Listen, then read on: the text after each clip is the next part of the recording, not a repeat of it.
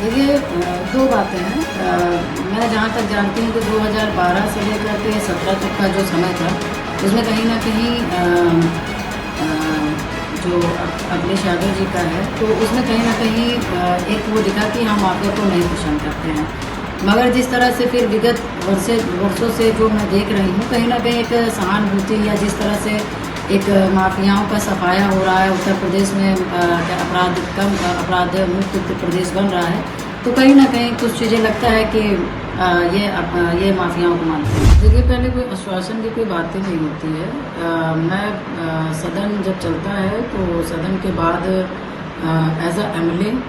हम लोग मुलाकात करते हैं, क्योंकि विधानसभा के बहुत से ऐसे विकास काम होते हैं जो माननीय मुख्यमंत्री के द्वारा ही होता है और उन्हीं को लिख करके दिया जाता है, तब जाकर के काम अच्छे से हो पाता है क्षेत्र में। तो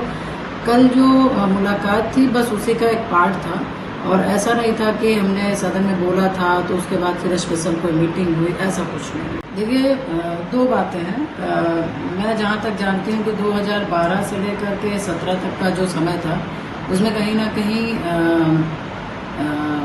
जो अखिलेश यादव जी का है, तो उसमें कहीं ना कहीं एक वो दिखा कि हम माफिया को नहीं पसंद करते हैं। मगर जिस तरह से फिर विगत वर्षों से जो मैं देख रही हूँ, कहीं ना कहीं एक सहानुभूति या जिस तरह से एक माफियाओं का सफाया हो रहा है उत्तर प्रदेश में, अपराध मुक्त उत्तर प्रदेश बन रहा है, तो कहीं ना कहीं कुछ चीज़ें लगता है कि ये माफियाओं को मानते हैं। देखिए, ये जिस तरह से विपक्ष आज इस तरह की बात कर रहा है, और वो भी मुझे लगता है कि इस तरह की बात तो राजू पाल जी के लिए कभी करनी ही नहीं चाहिए, क्योंकि मैं कहना चाहूंगी कि इनको लगता है कि राजू पाल जी कभी अतीक अहमद के लिए काम करते थे, तो अतीक अहमद के